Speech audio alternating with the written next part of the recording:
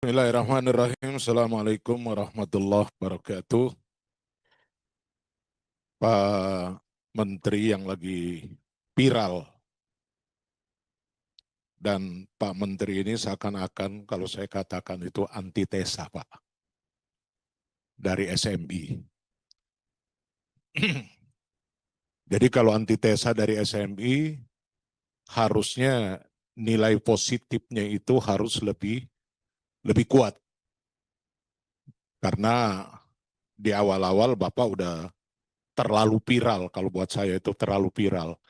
Jadi jangan sampai terlalu viral akhirnya jatuh, terus ternyata kayak iklan Puji film, tak seindah warna aslinya. Nah itu yang kita tidak mau Pak. Ini serius Pak. Kami ini lembaga politik. Bapak lembaga teknis. Lembaga politik ini hanya berbicara tentang kebijakan-kebijakan secara global. Kami tidak terlalu paham tentang persoalan-persoalan teknis yang ada di rumah tangga Bapak di Kementerian Keuangan. Tapi dengan beberapa kebijakan-kebijakan strategi yang Bapak sudah keluarkan dalam beberapa bulan belakangan ini, kami semua sempat angkat tangan dan cukup salut. Dan kami selalu berdoa mudah-mudahan Bapak tetap istiqomah.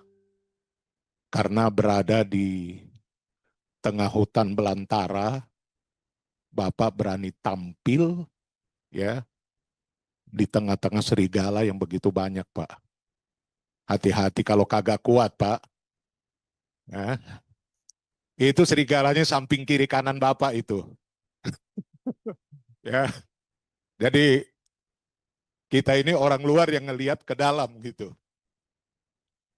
Harapan kami sesuai dengan nama Bapak yaitu Purbaya, artinya bijaksana Pak. Mudah-mudahan ini bijaksana ini ke sana, ke masyarakat, ke rakyat. Jangan jadi bijaksini. Kalau bijaksini bahaya Pak. Ya, hanya ke internal. Yang saya sering dialog dengan beberapa mantan-mantan bupati, mantan gubernur, dan juga mantan-mantan pejabat, baik pusat maupun yang ada di daerah. Tadi tentang pembahasan tentang masalah dana mengendap. Itu gara-gara dana mengendap, pembayaran terhadap rumah-rumah masyarakat yang udah dibongkar, ya katanya untuk kepentingan negara, rumah dibongkar, rumah di ini, tapi pembayarannya itu sampai bertahun-tahun penyelesaiannya. Ketika coba saya tanya kepada salah satunya Kementerian Bapak, itu katanya itu sudah dibayarkan. Untuk pembayaran pembebasan lahan, pembebasan ini udah dibayarkan. Udah hampir lebih 4 tahun. Loh, kok bisa terjadi? Sudah 4 tahun itu masyarakat belum terbayarkan. Bahkan sampai hari ini masih tersisa. Ini di Banten, Pak. Saya coba mencari apa sebab ini dana mengendap. Ternyata bukan hanya di situ saja. Dana mengendap ini hampir merata di beberapa lembaga pemerintahan, termasuk terhadap guru. Guru itu yang mendapatkan bantuan dari pemerintah, itu kadang-kadang terbayarkan itu 3 bulan baru bisa terbayarkan. Dana BOS juga begitu, yang harusnya ke sekolahan, itu kadang-kadang terbayarkan 3 bulan baru dibayarkan. Pertanyaannya saya juga selalu menanyakan, apakah dari Kementerian Keuangan itu memang menurunkan dananya itu secara bertahap 3 bulan sekali. Padahal ini berkaitan dengan hak hidup, ya guru, hak hidup masyarakat di bawah. Ternyata dana mengendap ini rupanya Pak Pur, dana mengendap ini ternyata ya informasi-informasi dari mantan-mantan pejabat, mantan-mantan penguasa itu hanya permainan deposito aja Pak. Permainan deposito.